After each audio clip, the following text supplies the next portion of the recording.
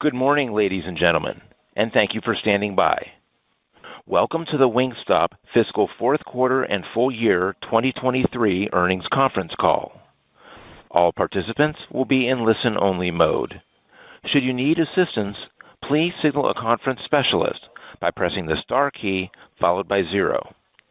Please note that this conference is being recorded today, Wednesday, February 21st, 2024. On the call today are Michael Skipworth, President and Chief Executive Officer, and Alex Kaleida, Senior Vice President and Chief Financial Officer. I would now like to turn the conference over to Alex. Please go ahead. Thank you, and welcome to the fiscal fourth quarter and full year 2023 earnings conference call for Wingstop. Our results were published earlier this morning and are available on our investor relations website at ir.wingstop.com.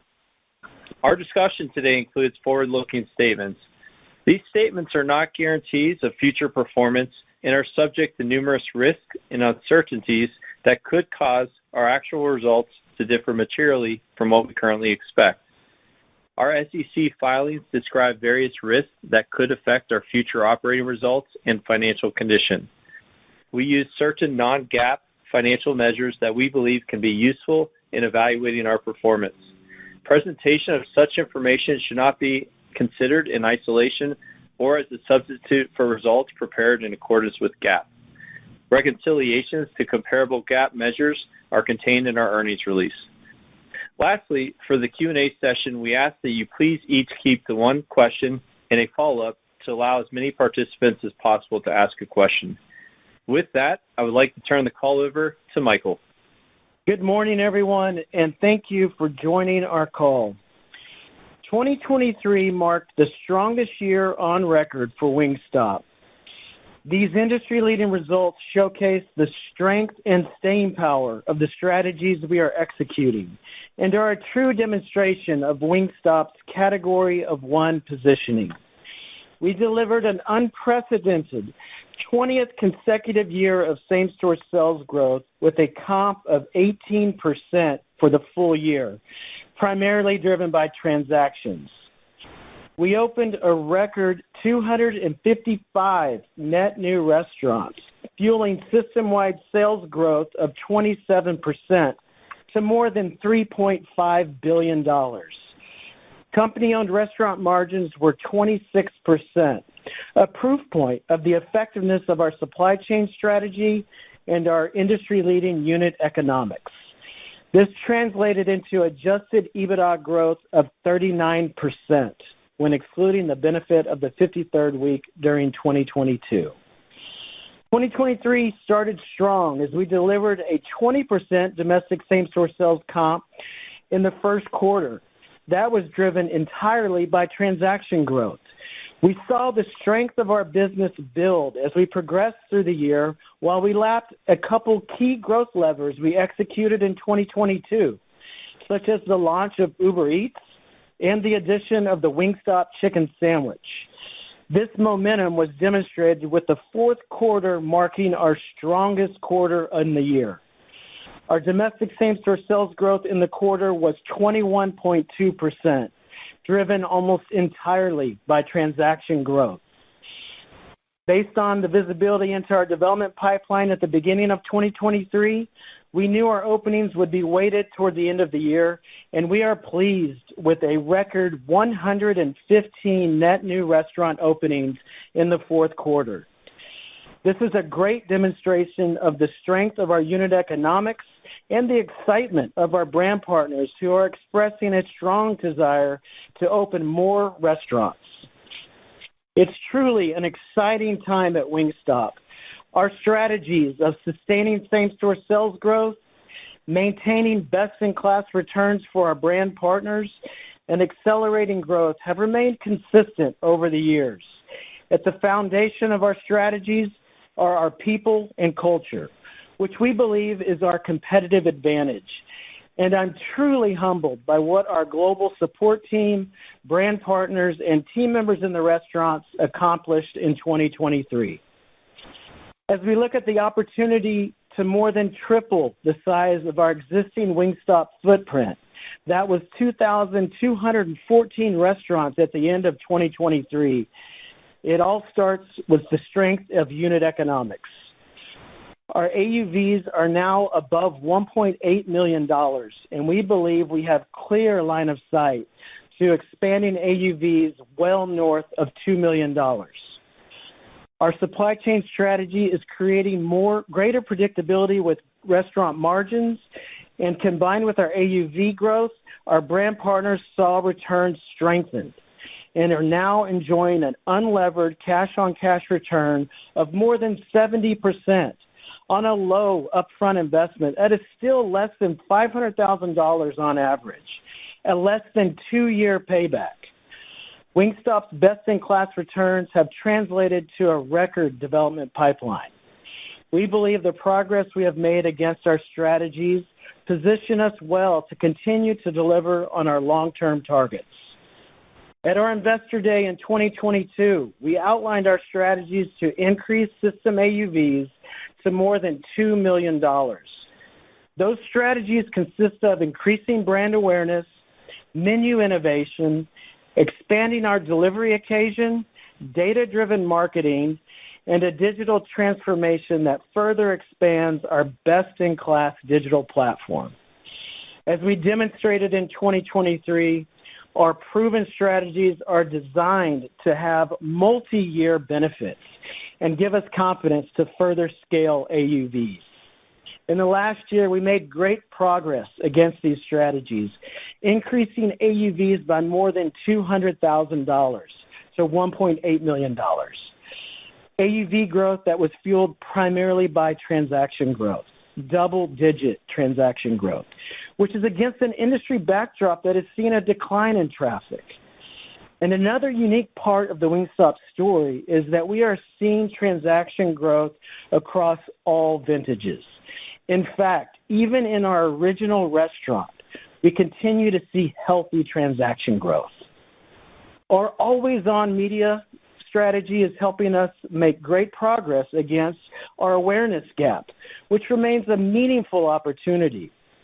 With system-wide sales growth of nearly 30% during 2023, this gives us the firepower in our national ad fund to invest behind this strategy and continue to expand brand awareness.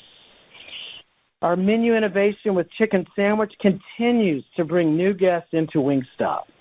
As these new guests experience our flavors for the first time with a chicken sandwich that is cooked to order and hand-sauced and tossed in one of our 11 bold and distinctive flavors, they are learning to navigate the rest of our menu and enjoy that indulgent Wingstop occasion our core guests have come to appreciate over the years. Our new chicken sandwich guests are demonstrating a higher frequency than our traditional guests, as well as a skew towards higher boneless mix, which has helped us increase our boneless mix to now 47%. And as a reminder, greater utilization of breast meat helps advance our supply chain strategy and will further strengthen our unit economics. We have many examples today where restaurants operating with a boneless mix that exceeds 50% are enjoying a food cost in the low 30% range. Our strategies have led to higher new guest acquisition, along with an increase in frequency. And the fourth quarter marked one of our highest guest acquisition periods on record. We also saw an increase in frequency across all income cohorts, including the low-income guests. Our digital sales surged past $2 billion in the last 12 months, and we exited 2023 with a digital sales mix at 67%, up from 63% at the end of 2022. Our digital guest database is now over 40 million users strong. And combined with the investments we are making in technology, we have the ability to create a hyper-personalized experience with our guests, one that we believe over time will drive conversion, retention rates, and frequency. This industry-leading transaction growth in our business is supported by record brand health metrics. We know consumers remain selective with their restaurant spend, and they continue to prioritize quality and value. Wingstop has measured improvements in both of these categories as we progress through 2023. We believe improvements in quality and value scores have been supported by a measured and disciplined approach to pricing, as well as a relentless focus on operating restaurants with excellence. I want to thank our team members in the restaurants and brand partners for their dedicated focus to serve our guests and provide a best-in-class experience. Our brand partners recognize both the strength in our unit economics and that Wingstop is operating in a category of one. 95% of the net new restaurant openings in 2023 were from existing brand partners reinvesting back into Wingstop. This demand for growth was also showcased in the fact that we exited the year with approximately 1,400 restaurant commitments under development agreements, representing nearly 600 new commitments during the year, a record year that positions us to continue to accelerate growth. And this success extends beyond our domestic business. We are now in 10 markets outside of the U.S. Our success in Canada is another proof point for the growth ahead. Average weekly sales already exceed those of established markets, and the Canadian consumer is lining up to get their hands on our flavors as we open more restaurants in Toronto.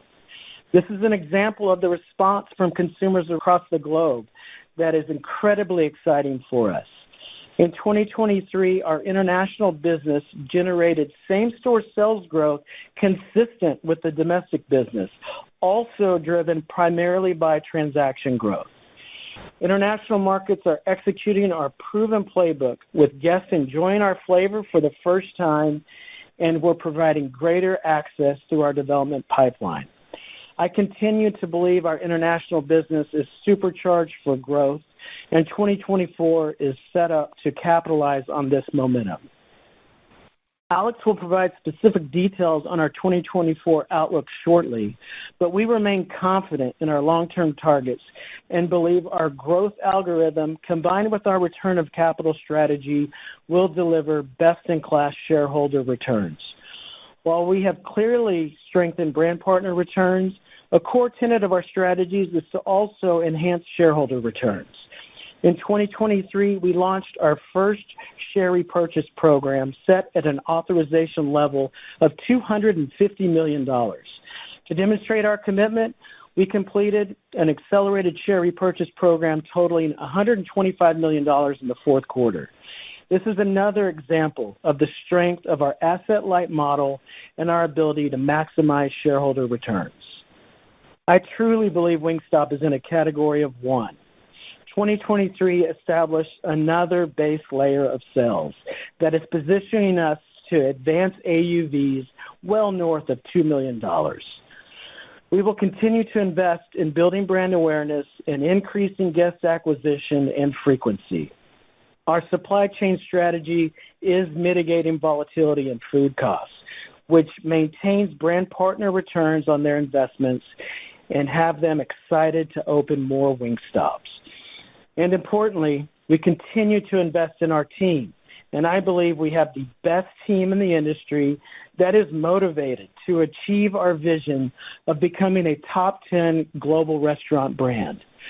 I want to thank the entire Wingstop team, all of our team members in the support center and in the restaurants, our supplier partners, and our brand partners for their dedication to serving the world flavor. With that, I'd like to turn the call over to Alex. Thank you, Michael. 2023 was a standout year on all accounts for Wingstop, whether it's our unit growth, AUV expansion, brand health metrics, operations, or financial performance. We hit our 20th consecutive year of same-store sales growth with an 18.3% comp for 2023 that was driven primarily by a double-digit increase in transactions. We opened 255 net new units and generated adjusted EBITDA of $146.5 million. Before I dive into quarterly results and our 2024 outlook, I want to remind everyone fiscal year 2022 included a 53rd week. So the fourth quarter in 2022 includes 14 weeks as compared to 13 weeks in the current year. Therefore, year-over-year results are not strictly comparable unless specifically identified. Please review our earnings release for the impact of the 53rd week in 2022. Our growth in system-wide sales during the fourth quarter was 24.5% versus the prior year. Royalty revenues, franchise fees, and other revenue increased by $10.6 million in the fourth quarter due to domestic same-store sales growth of 21.2%, primarily driven by transaction growth, and 249 net franchise openings since the prior year comparable period, offset by an estimated $3 million of additional revenue associated with the 53rd week in fiscal year 2022. Company-owned restaurant sales increased by $3.8 million in Q4 due to a 10.8% increase in same-store sales, primarily driven by transaction growth, 6 net new restaurants versus the prior year comparable period, and offset by $1.5 million of additional sales from the 53rd week. Cost of sales as a percentage of company-owned restaurant sales decreased by 130 basis points in Q4 compared to the prior year, primarily driven by sales leverage on labor and operating expenses. Our supply chain strategy to mitigate the volatility in bone-in wing costs is yielding the results we anticipated. The progress we have made is carrying into 2024, and for modeling purposes, we anticipate company-owned restaurant food costs to be approximately 35%. Additionally, our boneless mix for the system reached a new high of 47% in Q4, which helps advance our whole bird strategy. This underscores our progress in our supply chain strategy, and with a predictable food cost, this will further strengthen our best-in-class unit economics. Q4 SG&A increased by $9.7 million versus the comparable prior year period to a total of $28.1 million, driven by an increase in professional fees of $2.9 million associated with the company's strategic initiatives, an increase in short-term and long-term incentive-based compensation of $2.7 million as a result of the company's performance, and a $1.7 million increase in headcount-related investments. Additionally, Q4 lapped the prior year benefit of $1.3 million in stock forfeitures, offset by an approximately $1 million impact from the 53rd week. Adjusted EBITDA, a non-GAAP measure, was $39.1 million in the quarter, an increase of 13% versus the prior year on a reported basis. When excluding the estimated $2.6 million impact associated with the 53rd week in 2022, adjusted EBITDA growth was 22.6% versus the comparable period prior year. And to put this in context, this growth is on top of the fourth quarter that grew adjusted EBITDA by 58% in 2022. We delivered adjusted earnings per diluted share, a non-GAAP measure of 64 cents, a 6.7% increase versus the prior year, and 14% growth versus prior year when excluding the estimated 4-cent impact associated with the 53rd week. Our highly franchised asset-light model continues to generate strong free cash flows that position us to support strategic initiatives while maximizing shareholder returns. In 2023, we announced our inaugural share repurchase program authorized at $250 million. To demonstrate our commitment, in August, we launched a $125 million accelerated share repurchase program that concluded on December 21st. In connection with our ASR program, we repurchased a total of 645,952 shares of common stock at an average price of $193.51. Additionally, our regular dividend program is targeted at 40% of free cash flow. Our board of directors authorized our next quarterly dividend of 22 cents per share, which will be paid on March 29th to shareholders of record as of March 8th. Our balance sheet is in a position of strength that will continue to enable investments in our strategies to maximize shareholder returns. Now turning to our outlook for 2024. As you heard from us today, we believe our strategies can deliver another industry-leading year. Consistent with our 3 to 5 year targets, we are guiding to a mid-single-digit domestic same-store sales growth. And we anticipate approximately 270 global net new restaurants, which represents a growth rate of 12%. SG&A guidance is estimated to be approximately $108 million, including an estimated $19 million of stock-based compensation expense. By utilizing these inputs, adjusted EBITDA growth will translate to approximately 15% in 2024. I'd like to thank the incredible team members at our support center and in the restaurants, our supplier partners, and brand partners that have helped us deliver another record year. We are truly fortunate to have such talent throughout Wingstop, and their dedication and commitment gives us the confidence in achieving our vision of becoming a top 10 global restaurant brand. With that, I'd like to now turn to Q&A. Operator, please open the line for questions. We will now begin the question and answer session. To ask a question, you may press star, then 1 on your touch-tone phone. If you are using a speakerphone, please pick up your handset before pressing the keys. To withdraw your question, please press star, then 2. Please limit yourself to 1 question and 1 follow-up. If you have further questions, you may re-enter the question queue. Our first question today comes from David Tarantino with Baird. Please go ahead. Hi, good morning, and congratulations on a great 2023. My question's about the outlook for 2024, and specifically the same-store sales outlook of mid-single digits. I was wondering, Michael, if you could kind of frame up your thoughts on that range relative to the type of momentum that you've been delivering recently, and specifically talk about whether kind of your confidence in being able to drive traffic growth again this year, especially as you think about the tough comparisons exiting the year. Thanks. Good morning. Good morning, David. Thank you for the question. We're really excited and very pleased with the results we delivered in 2023. And I think not only, was it an incredible year delivering a plus 18% same-store sales growth that was primarily driven by transactions, but that was against an industry backdrop that, for the most part, was measuring declines in transactions. And so I think it really solidified the Category 1 positioning for Wingstop. We are excited about the momentum we saw build throughout 2023 as well as into the Q4 itself.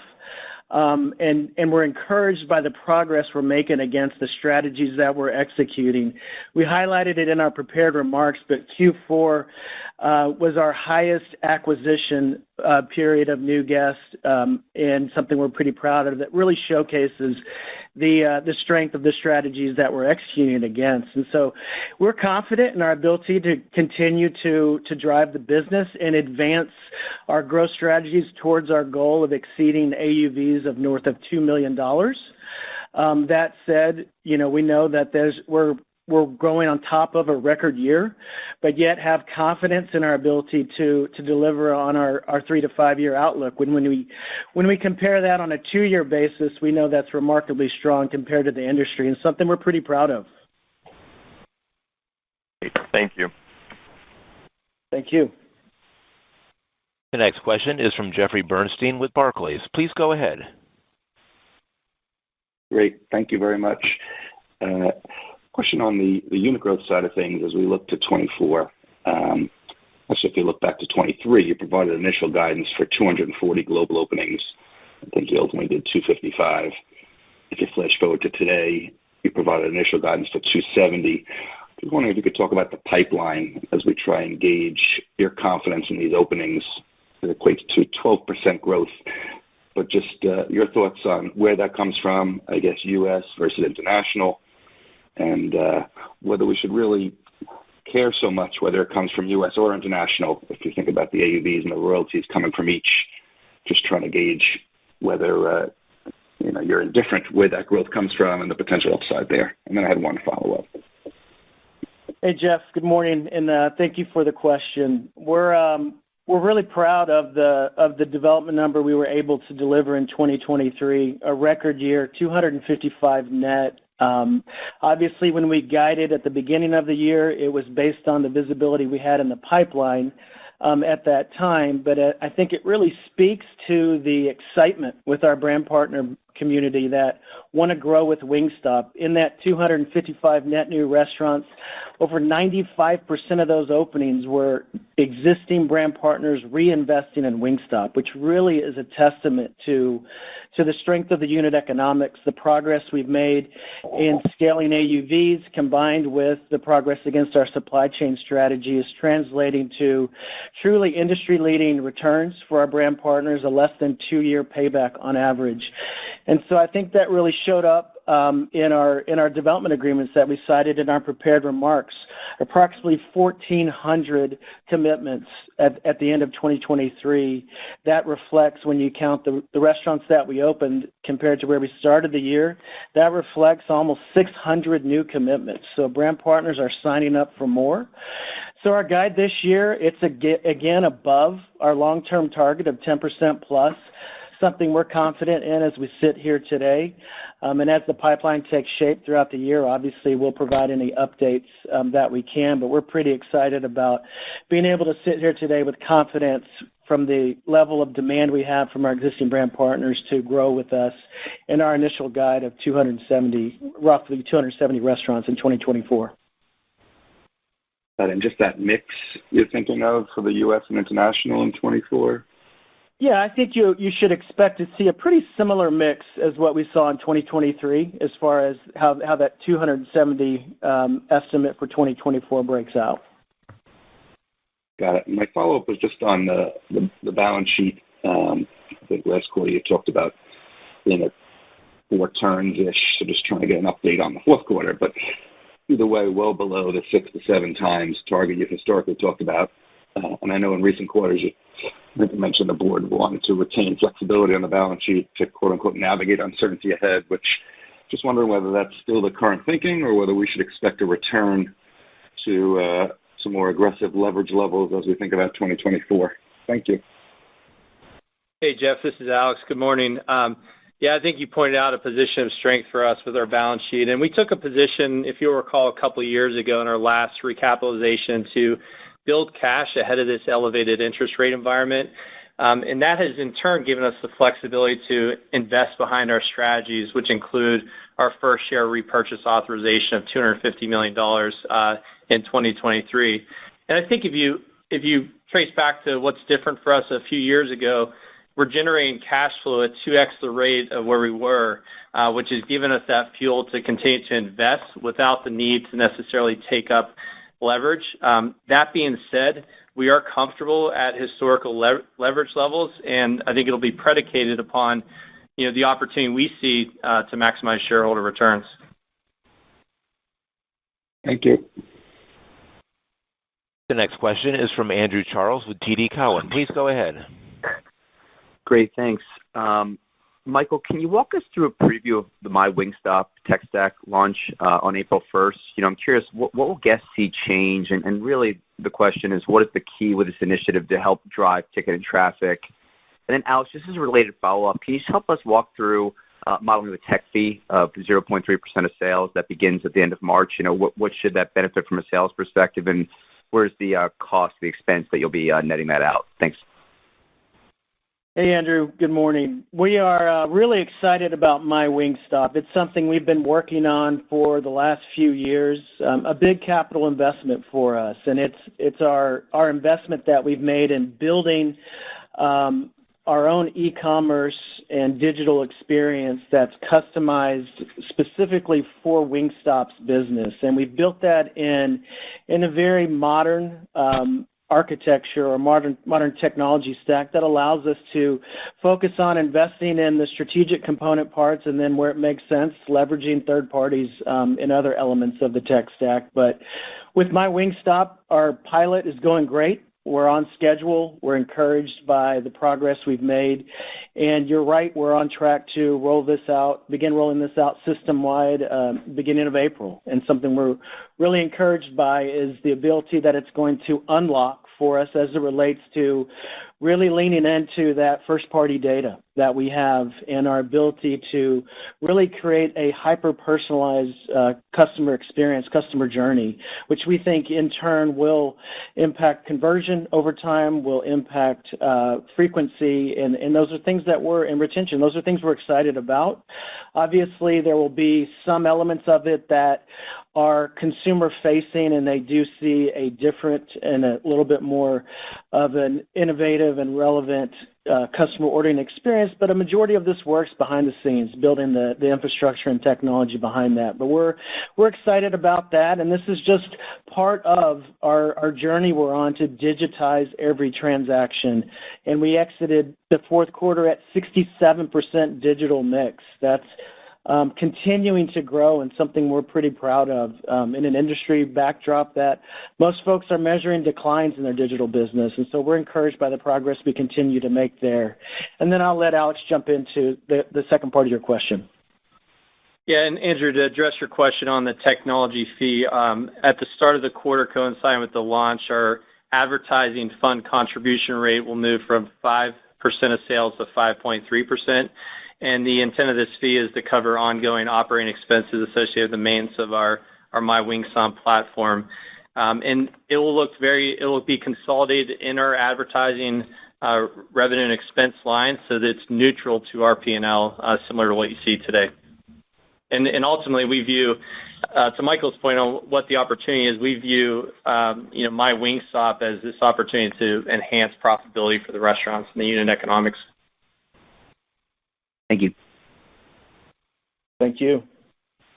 The next question is from Joshua Long with Stephens. Please go ahead. Great. Thank you for taking my question. I was curious if you could talk a little bit about the ad fund. When we think about this always-on premium approach to advertising, it clearly seems to be working. But then also, as I look at the dollars compared to the last several years, those have grown meaningfully. Can you talk a little bit about how this is performing versus your expectations, and where we might expect to see the brand lean into some of that brand awareness activity that you mentioned being a key driver of same-store sales going forward? And then I also have a follow-up. Hey, Josh. Good morning. Thank you for the question. I think you said it well. We really believe our strategy is working. This is a strategy we deployed a couple years ago where we really leaned into live sports. And our hypothesis at the time is that's where the eyeballs would be. And we think that's really shown up and demonstrated itself. And obviously, when you combine that with, as you pointed out, meaningful increase in our ad dollars that we're able to deploy.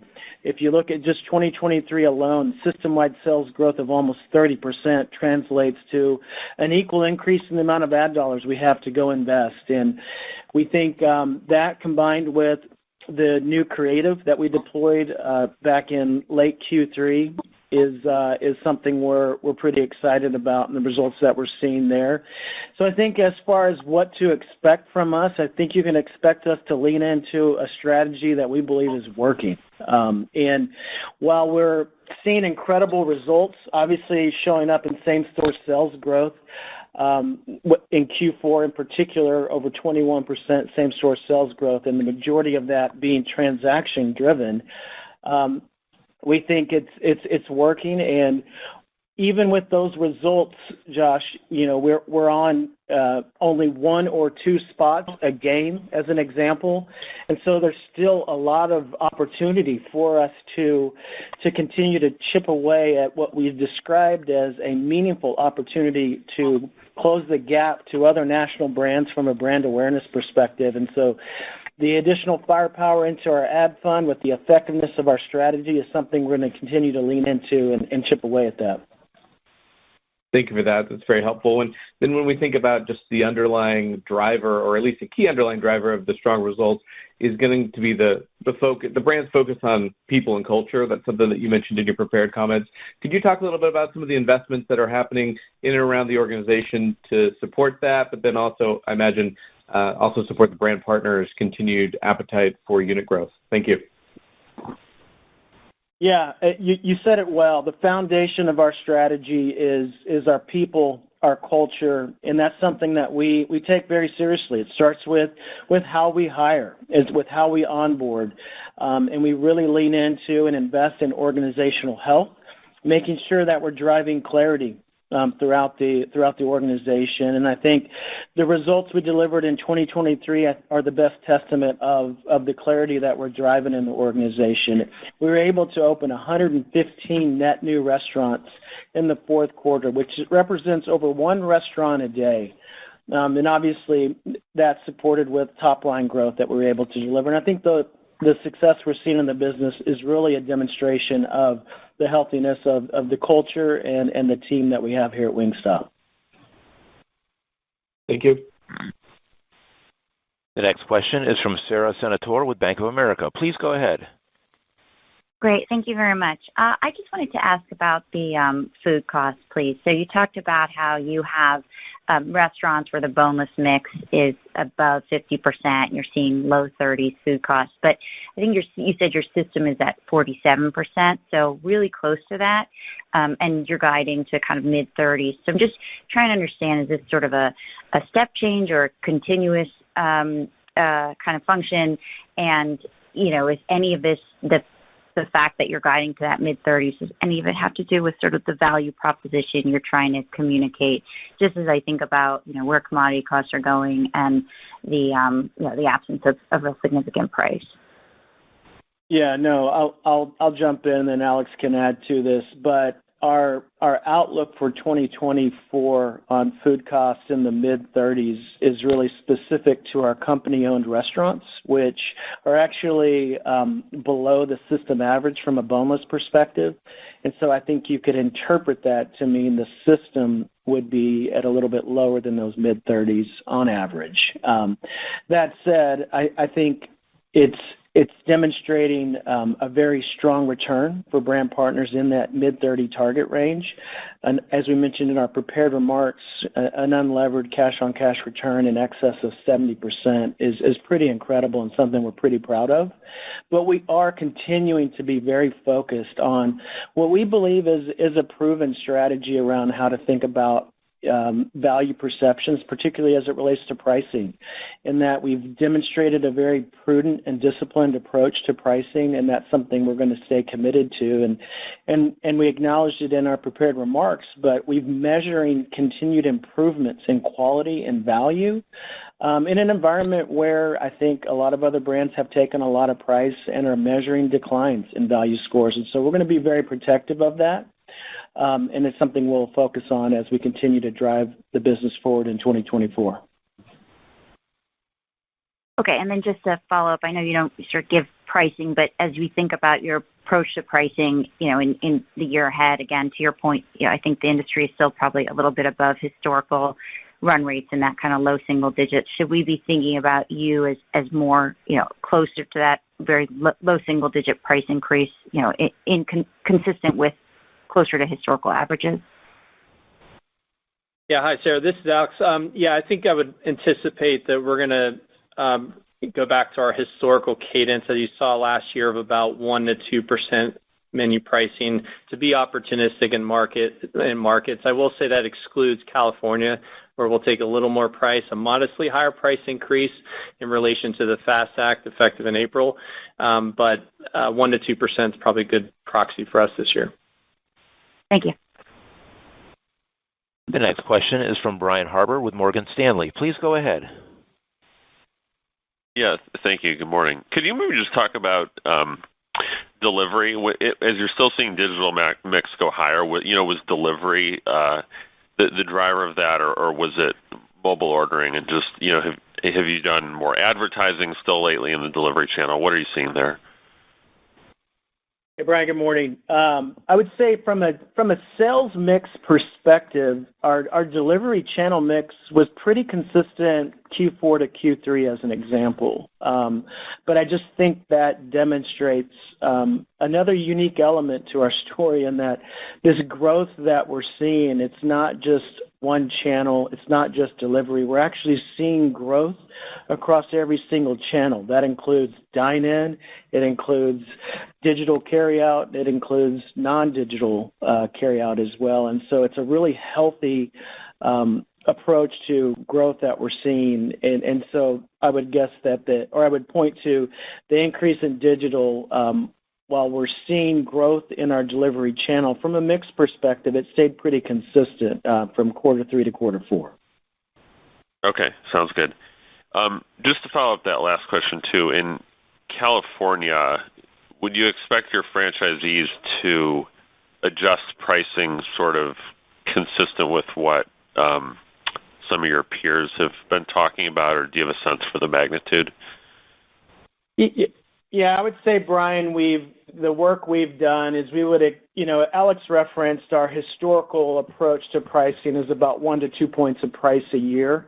And when we look at the impact of this minimum wage increase within California, that on average, we're looking at somewhere around 4 to 5 points of price. So not much above our prior or our historical cadence, but yet I think below what you're hearing a lot of others reference. Yeah, and Brian, one difference for us is the streamlined operating model that we deploy and that lean roster size that's in our restaurants. We can run a shift at that system average of 1.8 million with about 4 team members. So I think that lessens, some of the impact. Okay, great. Thank you. The next question is from Danilo Gargiulo with Bernstein. Please go ahead. Thank you. I wonder if you can expand a bit on your comment of operating in a category of one, especially, as we are seeing some larger national chains entering into the category. So can you maybe share whether you're seeing any impact so far on the stores that are located closest to these national players who are now offering wings? Yeah, no, I appreciate the question, and there's a few components to unpack here, but I would say, just to answer directly your comment about some other national brands promoting wings at this time, what we've seen historically is when other brands promote wings, it's actually a benefit to our business. In fact, if consumers are aware of Wingstop and someone makes wings top of mind, there's really not a decision tree. They go to Wingstop versus that other brand. And so historically, we've seen that as a tailwind to our business. And so as we think about us operating in a category of one, that's part of it. I also think building on top of that is the strength of our unit economics, our simple operating model. We mentioned in our prepared remarks, our AUV is now above $1.8 million. We believe we have these multi-year drivers of our business that we're executing against that give us line of sight to increasing AUVs above $2 million. And that's on an initial investment that even today is on average less than $500,000. And so at those type of unit economics, the brand partners are enjoying some pretty incredible returns. And I think it really shows up in the numbers in that of the 255 net new restaurants that we opened, over 95% of those were our existing brand partners reinvesting because they see and they understand the return that they get. They see and understand that we are in a category of one. And so I think that speaks a lot to the results and to our positioning. So I think, and there's other elements of our brand. We talked about our oldest restaurant in the system. That is a company-owned restaurant, and it is comping positive after all these years. And it's increasing transactions. And if you stack up our vintages by year, it's a pretty linear chart. Our restaurants start strong. We talked about our average unit volume for our 2022 vintage was $1.3 million. Restaurants come out of the gate strong, and then they comp from there. That 2022 vintage is comping very similar to the rest of the system, growing transaction growth. And so that is all centered upon a very efficient model. Alex mentioned our labor profile, our footprint on average, 1,700 square feet in line. We're not competing for end cap. 94% of our business is off-premise, allowing us to operate a very efficient box. And so I think and then we mentioned the 67% digital mix, an industry-leading number for us and something we believe we continue to expand. So I think it's because of all those things we believe that we are in a category of one. Excellent. Thank you, Michael. And if I can follow up, please, on the very strong unit economics and the 1.8 million on AUV. Can you help us understand the distribution of the AUV across your stores? In other words, if you see a difference in performance between, say, the top quintile of your stores and the bottom quintile of your stores, what's causing the delta? So how much more opportunity do you have to kind of uplift kind of the quote-unquote weaker stores into your system to enable the $2 million AUV? Yeah, there's really one common denominator in that difference, and that is tenure. The difference between higher volume restaurants versus those that are maybe below that $2 million threshold is really just how many years of these 20 years of consecutive same-store sales growth those restaurants have participated in. I think a great market for me to highlight just to kind of showcase that is the Dallas-Fort Worth market, which is sitting at an AUV for the entire market that is above $2 million. And we have over 135 restaurants in that market today, and that market is comping double digits as well. And so I think it really speaks to the fact that the difference is really tenure, and the beautiful thing here is we haven't even found a ceiling. I referenced that at first original Wingstop that is still comping, and so we haven't quite found that ceiling or maturity within our box either. It's something we're pretty excited about. And so we have a lot of confidence in these multi-year strategies that we're executing against, and our ability to continue to increase the system average from 1.8 million today to above $2 million over time. Thank you. The next question is from Chris O'Cull with Stifel. Please go ahead.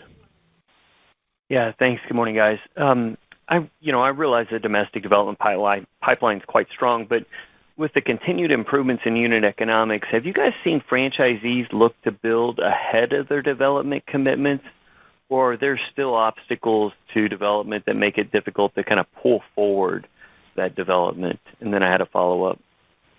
No, Chris, I think we're definitely seeing examples where brand partners are developing ahead of their schedule.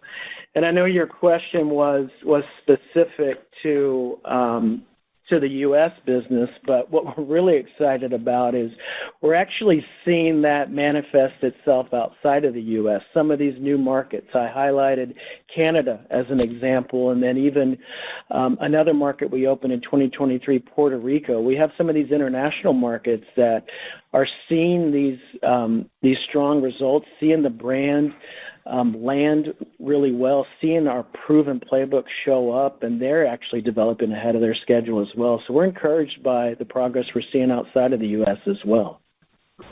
But just as a follow-up to that, I was wondering if you could tell us which countries are showing the best unit economics and which ones are showing kind of the best improvement in returns, and then, maybe how that's playing out in terms of the pipeline and maybe the future pace of growth that we could expect in that international segment. Yeah, I think you've heard us, Chris, over time talk about the business in the UK and how the AUVs there are well above our system average here in the U.S., and they're seeing very similar unit economics there as we are here in the U.S. And so I would say that is in and of itself our playbook. How we launched that market, how we started with the flagship and then built out from there additional points of access and expand the brand is our proven and demonstrated playbook. And so we're actually, those other markets that I referenced, we're seeing very similar results. We're seeing them execute the same playbook and see very similar results. And so we're really encouraged by the progress we're seeing in our international business. And I've mentioned it before. I mentioned it in my prepared remarks. We think this business is building some momentum and is supercharged for growth, and we're really excited about it. Great. Thanks, guys. The next question is from Jeff Farmer with Gordon Haskett. Please go ahead. Thank you. Question and a follow-up as well. So somewhat in line with your earlier tenure comments, has there been a notable impact on traffic trends in recent quarters from improved staffing, reduced turnover levels, just better metrics as it relates to the labor force? Yeah, I know Alex highlighted the efficiency of our model as it relates to the labor roster that we're required and how efficient our box is. You can run a Wingstop with as few as 4 team members. And so we haven't really seen a lot of issues around hiring, but what I would say is we've been really focused within the system, our brand partners, their team members in the restaurants, on ensuring we operate with excellence. And we've been measuring some record levels for the brand as it relates to guest satisfaction scores, and I think that's translating to some of those improvements we talked about around quality and value. And I think it all ladders up and supports some of those results we're delivering on the top line. Okay, and then on the follow-up, record number of new guests, I believe in both Q3 and Q4. So as we sit here looking out to the balance of 2024, what are your thoughts on sort of continuing that guest acquisition momentum? Yeah, we think we're just scratching the surface. A lot of these new guests that are coming in are coming in through the chicken sandwich occasion initially, and we've referenced this number before. There's 2.4 billion chicken sandwich occasions in the U.S. annually, and so we think we're just scratching the surface there. But we're really excited about these new guests that are coming in. That we talked about this last quarter, but they look a little bit different than our core, our traditional guests. They're a little bit higher income. They're less likely to have children at home. They're demonstrating a higher frequency, coming back a little bit quicker after that initial visit. They're learning to navigate the rest of the menu and actually are over-indexing to boneless, again, kind of helping support and drive that boneless mix. They engage with us digitally, and they are demonstrating a little bit higher average check. And so we think, not only is there a lot of runway and additional opportunity for us to bring these new guests in and capture more occasions, but the broader impact they're having on our business around driving average check, driving boneless mix are a couple elements we're really excited about. Okay, thank you. The next question is from Andy Barish with Jefferies. Please go ahead. Hey, guys. Just circling back on some of the international stuff and then a quick follow-up. You still obviously don't have all the, the arrows in the quiver that you've been, implementing so successfully in the U.S. So are some of these results, especially comps, kind of tracking similar to the incredible numbers in the U.S., a little bit ahead of what you would have thought? Just give us a little bit more background there.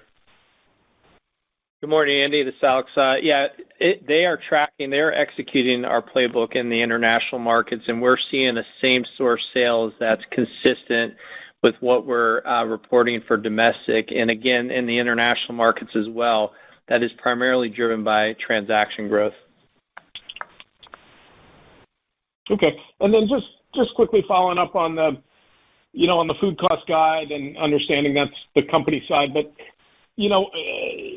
are you guys kind of where you want to be, for supply chain for the time being? I mean, recall a couple of years ago, there were some discussions about, quote, owning supply chain or stuff like that, but are you kind of at a, size and scale now where you've locked and, are kind of comfortable with where you are, at least for the near term? We're obviously, Andy, very excited about the position we're in today.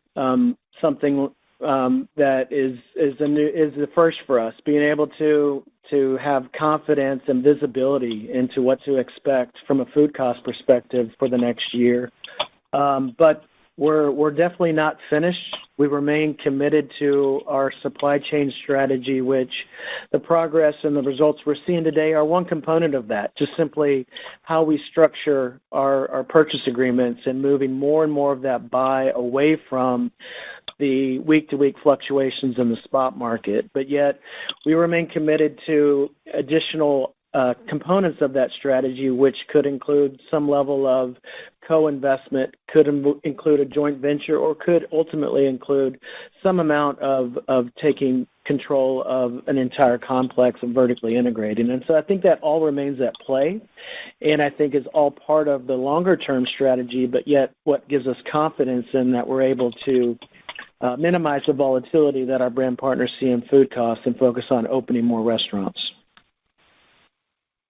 Thank you. Very helpful. The next question is from Jon Tower with Citigroup. Please go ahead. Great, thanks. Just a few from me. I'm curious if you can give us an update on the AI voice ordering test that you guys had in a few markets, especially in your efforts to kind of get the digital sales mix kind of up to 100% aspirational over time.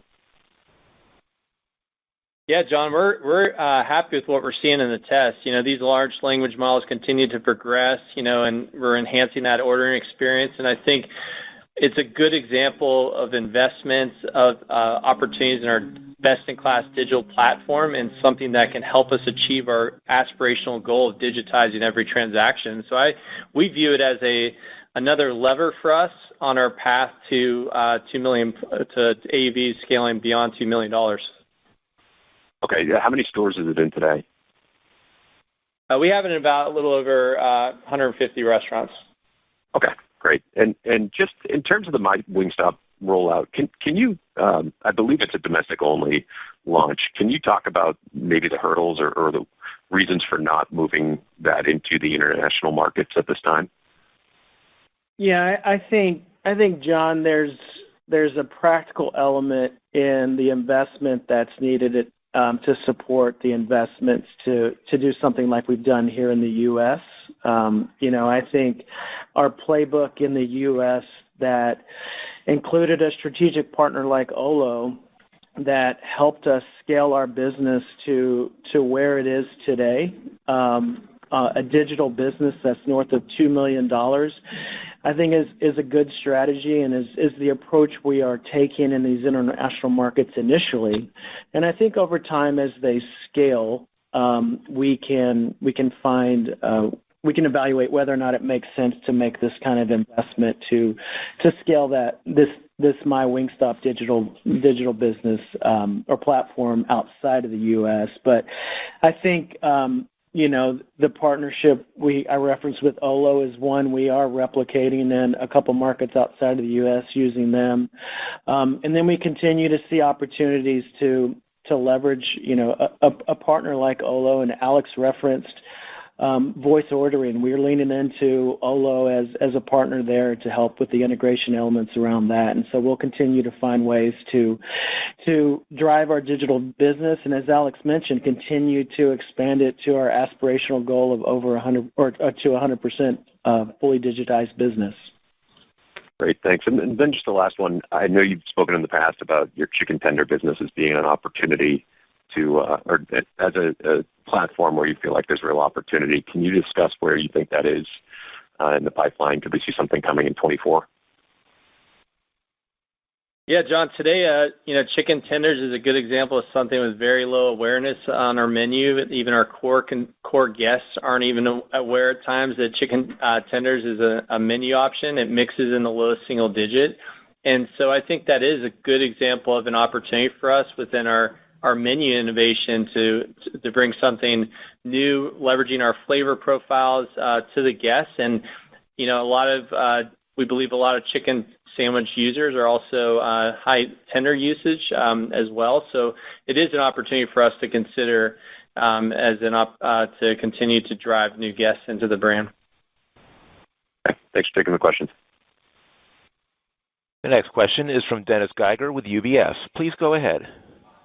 Great. Thanks, guys. You've got a bunch of initiatives that are clearly resonating, supporting traffic, and you've got some newer initiatives coming this year. So recognizing a lot of the sales momentum is about all these levers that you've touched on working together. But just curious if you could kind of speak to how you think about some of the most impactful sales drivers for 24, or maybe the drivers that you're most excited about for this year, and if that's at all different from 2023. Thank you.